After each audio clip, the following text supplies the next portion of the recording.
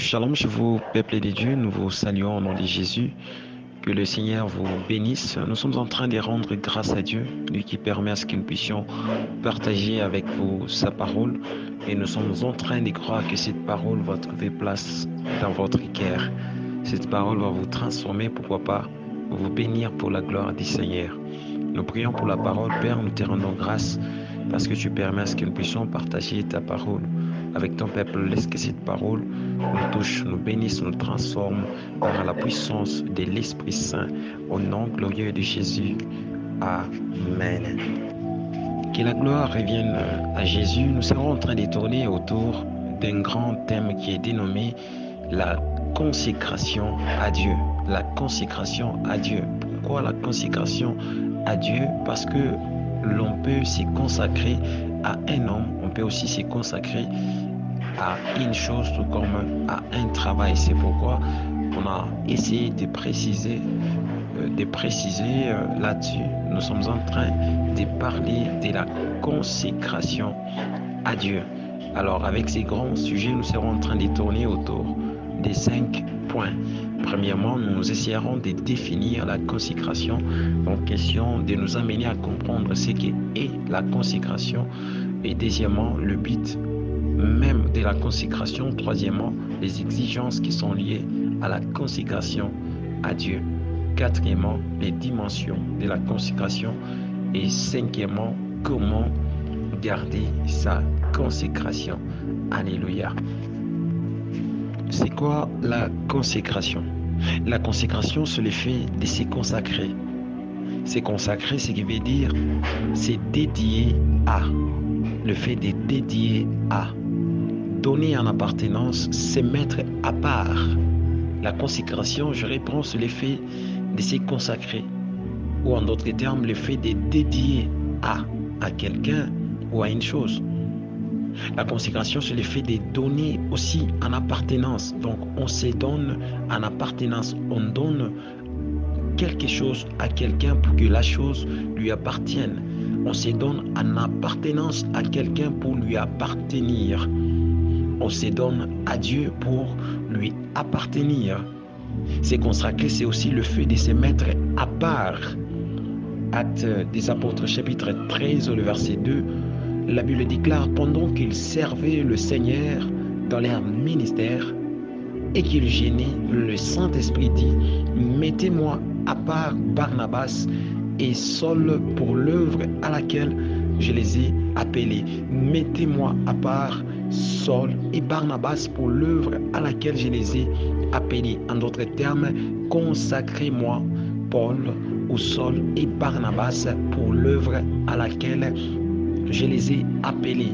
C'est consacrer, en d'autres termes aussi, c'est le fait d'accepter de vivre pour et de tout faire pour. Donc, en d'autres termes, quand je me consacre à Dieu, cela veut dire que je prends la décision où je m'engage de ne vivre que pour la gloire de Dieu et de tout faire que pour la gloire de Dieu.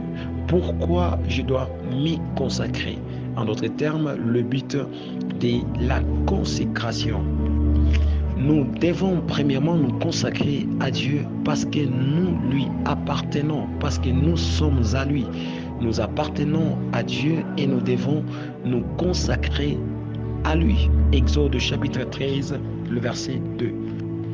La Bible déclare, l'Éternel parla à Moïse et dit, consacrez-moi tout premier-né parmi les enfants d'Israël, tant des hommes que des animaux.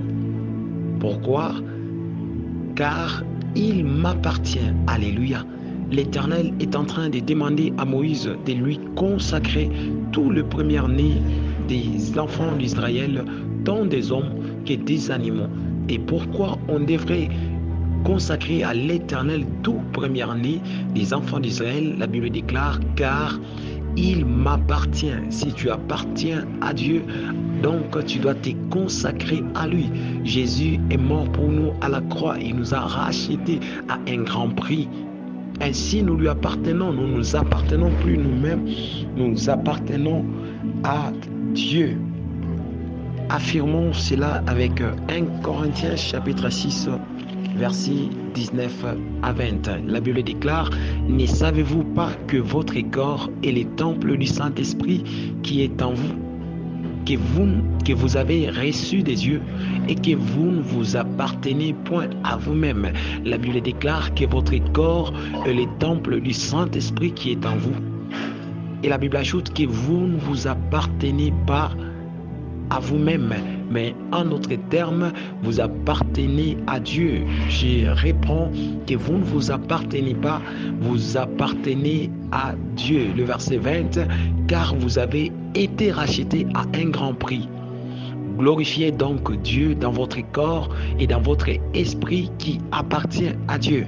Vous avez été rachetés à un grand prix.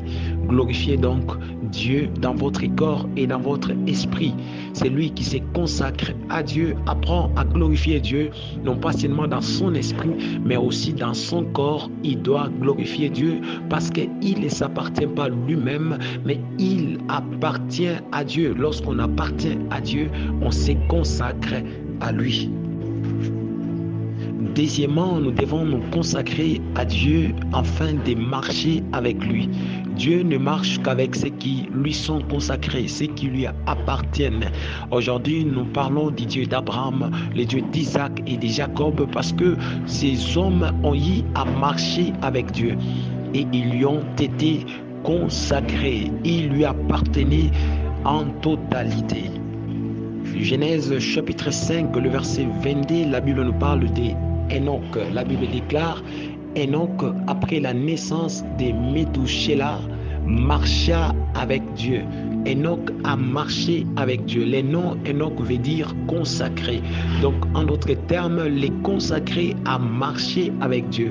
Dieu ne marche qu'avec ceux qui lui sont consacrés. On doit se consacrer afin de marcher avec Dieu. L'on ne peut pas réussir sans être avec Dieu. La Bible déclare qu'avec Dieu, nous ferons des exploits et il écrasera nos ennemis. Avec lui, quand on marche, avec lui, on fait des exploits. C'est avec Dieu qui est le récit dans la vie. Vous voulez marcher avec Dieu, apprenez à vous consacrer à lui. Troisièmement, nous devons nous consacrer à Dieu afin de réussir dans notre appel ou dans notre mission. Comme tous nous le savons, que nous sommes appelés, Dieu nous appelle au service, Dieu nous appelle à l'intimité, Dieu nous a conféré une mission. Proverbe chapitre 16, le verset 4, la Bible déclare que Dieu a tout fait pour un but. Dieu t'a créé pour un but. Tu n'es pas un fruit d'un hasard, mais tu as été créé pour un but, créé pour accomplir une mission. Même la Bible déclare que même le méchant, Dieu l'a fait pour les jours du malheur. Alors, pour que tu arrives à accomplir ta mission, pour que tu arrives à réussir dans ta mission, il te faut Dieu. Et pour que Dieu soit là pour toi, tu dois lui être consacré. Tu dois te consacrer afin de réussir dans ta mission, dans ton ministère, dans ton appel. Quatrièmement, nous devons nous consacrer à Dieu afin de ne pas rater l'enlèvement. Afin de ne pas rater l'enlèvement. Genèse chapitre 5, le verset 24 nous donne une image de ceux-là qui doivent être enlevés. La Bible déclare que Enoch marcha avec Dieu, puis il ne fit plus parce que Dieu l'a pris.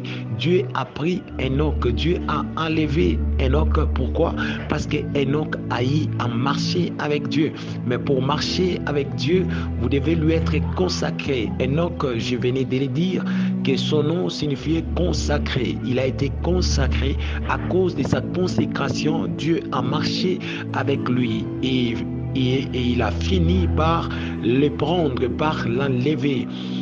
Ainsi, nous devons nous consacrer à Dieu afin de ne pas rater l'enlèvement. Serviteur, servante de l'Éternel, c'est bien ce que tu fais. Mais si tu es arrivé de rater l'enlèvement, sache que tu as tout perdu, tout perdu. Et si tu veux ne pas rater l'enlèvement, consacre-toi à Dieu. Sois comme Enoch, consacre-toi, marche avec Dieu et sois enlevé. Alors, peuple de Dieu, tirons quelques exigences de la consécration partant de l'histoire de Samson. Nous sommes dans le livre des Juges, chapitre 13, le verset 5. La Bible déclare: « Car tu vas devenir enceinte et tu enfanteras un fils. Les rasoirs ne passera point sur sa tête, parce que cet enfant sera consacré à Dieu de le ventre de sa mère, et ce sera lui qui commencera à délivrer Israël de la main des Philistins. » Parole du Seigneur. Donc, nous sommes en train, peuple de Dieu, de voir la maman de Samson qui tomba enceinte, étant délivrée d'une période longue de stérilité. Et la Bible déclare que l'ange s'est révélé à lui, il lui dit que tu seras enceinte d'un enfant qui sera consacré à l'Éternel. Et comme il sera consacré à l'Éternel, sache que cet enfant ne se fera jamais raser. Les rasoirs ne passera pas sur sa tête. Pourquoi les rasoirs ne doivent pas passer sur sa tête? Parce que cet enfant sera consacré à l'Éternel. Première exigence de la consécration, les rasoirs ne doivent pas passer sur la tête. Ce n'est pas mauvais de se faire raser, ce n'est pas un péché de se faire raser, mais pour Samson c'était mauvais, pour Samson c'était un péché, parce que c'était une exigence qui était liée à sa consécration. En d'autres termes, les rasoirs ne doivent pas passer sur sa tête, ne veut tout simplement dire que les consacrés doivent être différents. C'est un signe de différence. Se faire raser, c'était normal chez tout le monde, mais anormal chez Samson. En d'autres termes, l'ange veut dire tout simplement à la maman de Samson que cet enfant, puisqu'il est consacré à l'Éternel, il doit aussi être différent. Ainsi, peuple de Dieu, j'aimerais vous dire que la consécration exige la différence. Lorsqu'on est consacré à l'Éternel, on ne doit plus être comme tout le monde. On ne doit plus parler comme tout le monde. On ne doit plus faire des choses comme tout le monde. On doit être différent de tout le monde parce qu'on est consacré à l'Éternel. On ne doit pas faire des choses comme tout le monde. On ne doit pas être à la page comme tout le monde lorsqu'on est consacré à l'Éternel. Les consacrés doivent être différents. La différence est une exigence de la consécration. Mon frère et ma sœur, n'aie pas honte d'être différent de tout le monde parce que toi, tu es consacré à l'Éternel. C'est vrai que tout le monde se livre à l'impudicité, mais toi, tu ne dois pas te livrer. Pourquoi? Parce que tu es consacré à l'Éternel. Tu dois être différent. Tu ne dois pas être comme tout le monde. La Bible déclare que vous verrez la différence entre ceux qui servent l'Éternel et ceux qui ne servent pas l'Éternel. La différence est une exigence de la consécration. Ainsi, je déclare et décrète que tu sois différent dans cette génération. Sois différent dans cette génération au nom de Jésus. N'aie pas honte de la différence car elle est une exigence de la consécration. Continuons toujours avec le même texte des Juges chapitre 13. Lisons le verset 7. La Bible déclare: « Mais il m'a dit, tu vas devenir enceinte et tu enfanteras un fils. Et maintenant, ne bois ni vin ni liqueur forte, et ne mange rien d'impur, parce que cet enfant sera consacré à Dieu dès le ventre de sa mère jusqu'au jour de sa mort, parce que cet enfant sera consacré à Dieu dès le ventre de sa mère. Ne boit ni vin ni liqueur forte et ne mange rien d'impur. Ne mange rien d'impur parce que cet enfant sera consacré à l'Éternel. La consécration exige aussi une vie de pureté. La consécration exige la sainteté. Tu es consacré à l'Éternel. Sache que la consécration exige la pureté et la sainteté. La Bible déclare que tu ne dois pas manger des choses impures. Il y a plusieurs façons, peuple de Dieu, de manger. Nous pouvons manger par des oreilles. Qu'est-ce que nous écoutons? Qu'est-ce qui entre au-dedans de nous? Est-ce des choses pires ou des choses impires? Nous pouvons manger au travers de la vie. Qu'est-ce que nous regardons à la télévision, sur les réseaux sociaux? Qu'est-ce qui entre au-dedans de nous? Est-ce des choses pires ou des choses qui sont impires? La consécration exige la pureté ou la sainteté. Une autre exigence de la consécration pour notre enseignement d'aujourd'hui, c'est que la consécration exige une vie de consécration. La consécration est une vie, c'est toute une vie de consécration. En d'autres termes, celui qui est consacré à Dieu doit vivre comme un consacré. Il ne doit pas vivre comme tout le monde, car la consécration est une vie, vie comme un consacré, que ce soit au travail, que ce soit à l'université, que ce soit à l'école, vie comme un consacré à l'Éternel. Voici quelques dimensions de la consécration. La première dimension de la consécration au peuple de Dieu, elle est externe. 1 Corinthiens chapitre 6, verset 19, la Bible déclare: ne savez-vous pas que votre corps est le temple du Saint-Esprit? Votre corps est le temple du Saint-Esprit. Tout le temple était consacré à l'Éternel. Tout le temple est consacré à l'Éternel. Et votre corps est le temple du Saint-Esprit. D'où la première dimension de la consécration, elle est externe. Mon frère et ma sœur, ton corps doit être consacré à l'Éternel. Il n'y a pas seulement ton esprit qui doit être consacré à l'Éternel, ni seulement ton âme, mais aussi ton corps doit être consacré à l'Éternel. Raison pour laquelle tu dois veiller sur ton corps. Tu ne dois pas faire de n'importe quoi sur ton corps. Tu ne dois pas t'habiller de n'importe quelle manière, parce que ton corps est aussi consacré à l'Éternel. Dieu appelle ton corps à la consécration. C'est pourquoi tu dois bien traiter ton corps. Tu dois bien habiller ton corps, parce que ton corps est consacré à l'Éternel. C'est le temple du Saint-Esprit. Et la Bible déclare que tu ne t'appartiens pas. Vous ne vous appartenez pas à vous-même. Vous appartenez à l'Éternel. Votre corps appartient à l'Éternel. 1 Corinthiens chapitre 9, le verset 27, l'apôtre Paul déclare: mais je traite directement mon corps et je les tiens assujettis, de peur d'être moi-même rejeté après avoir prêché aux autres. Je traite directement mon corps. En d'autres termes, je privais à mon corps certaines choses qui allaient à l'encontre de ma consécration. Il y a des choses auxquelles tu dois priver ton corps. Tu ne dois pas livrer ton corps à l'impudicité. Prive ton corps l'impudicité, prive ton corps des choses qui vont à l'encontre des exigences qui sont liées à ta consécration, parce que ton corps est consacré à l'Éternel. Prive l'impudicité à ton corps, prive les choses obscènes à ton corps, traite-les directement, car ton corps est aussi consacré à l'Éternel. Et la deuxième dimension de la consécration, elle est une dimension qui est interne. Votre corps est le temple du Saint-Esprit. Le temple n'avait pas seulement la partie externe, mais le temple avait aussi une partie qui était interne. Ainsi, même votre intérieur doit être consacré à l'Éternel. Raison pour laquelle vous devez veiller sur ce qui entre au-dedans de vous.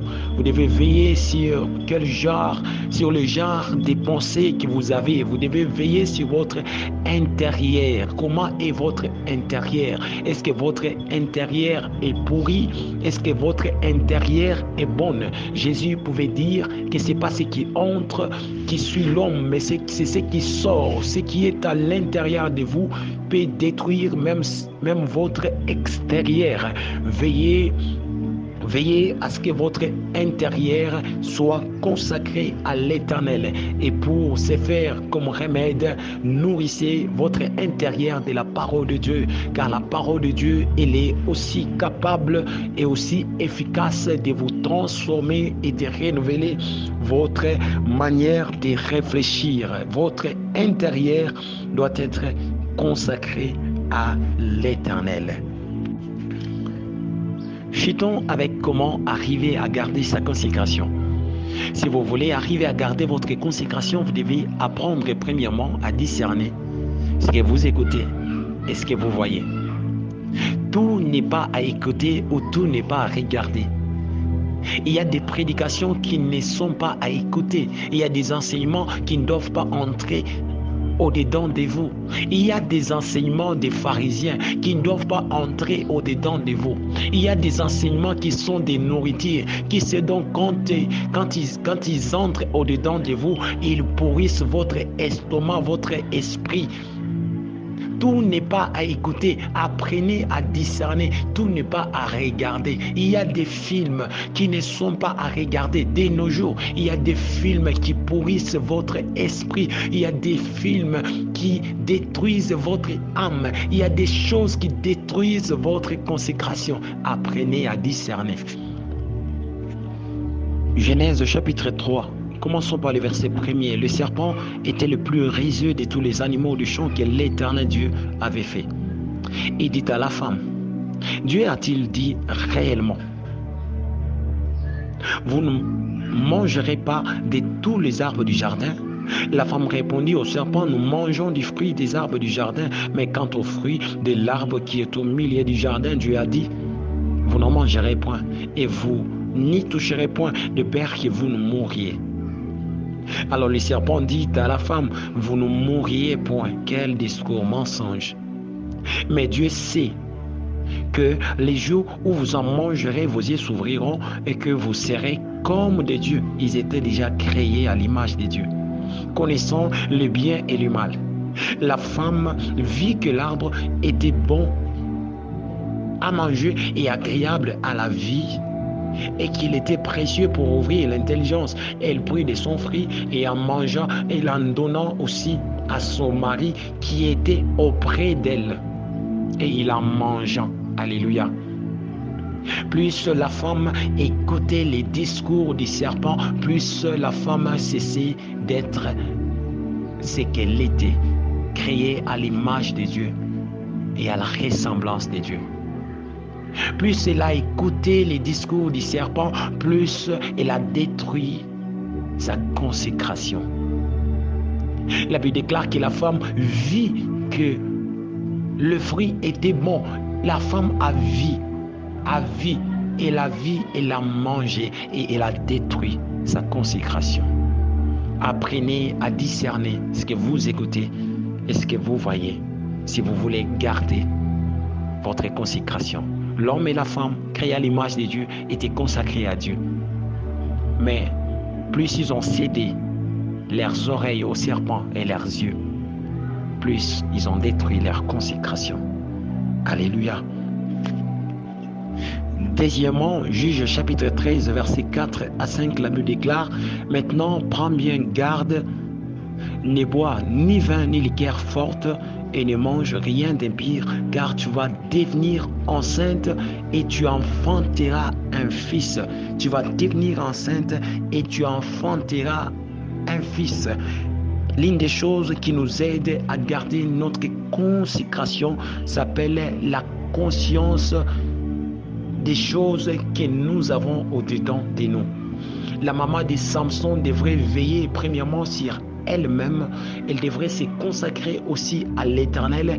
Pourquoi? Parce que au-dedans d'elle se trouvait une grande destinée qui s'appelait Samson. Plus elle était consciente de cette grande destinée qui se trouvait au-dedans d'elle, plus elle veillait sur sa consécration. Mes frères et sœurs, si vous voulez garder votre consécration, gardez en tête que vous êtes appelés par le Seigneur. Gardez en tête que vous avez une grande destinée. Et à cause de cela, vous devez vous consacrer. Ayez cette conscience de la consécration. N'oubliez jamais que vous avez de grandes choses capables de bouleverser le monde au-dedans de vous. Ayez conscience de ces grandes choses qui sont au-dedans de vous, car cette conscience vous aidera à bien garder votre consécration. Troisièmement, soyez aussi conscient que vous êtes consacré. Ne l'oubliez jamais, même en dormant, même en vous lavant. Soyez conscient que vous êtes consacré à l'Éternel. N'oubliez jamais que Jésus est mort pour vous à la croix de Golgotha. Il vous a racheté à un grand prix. Soyez conscient que vous n'êtes pas comme tout le monde. Vous êtes appelé à être différent. Soyez conscient de votre consécration. Troisièmement, soyez aussi conscient que vous avez une mission. Ne l'oubliez jamais. Soyez conscient que vous avez une mission. La seule chose qui devrait aider Samson à garder sa consécration, c'était juste cette conscience de savoir qu'il avait une mission. Lorsqu'il a cessé d'avoir cette conscience, d'avoir une mission, Samson a dit perdre sa force. Samson a dit perdre sa consécration. Ayez conscience que vous avez une mission. Pour finir, vous devez savoir que la vie de plusieurs dépend aussi de vous. La réussite des membres de votre famille dépend de vous. L'enfant Samson devrait garder cela en tête, que la réussite de tout Israël dépendait de lui, dépendait de sa consécration. Gardez votre consécration en gardant cette conscience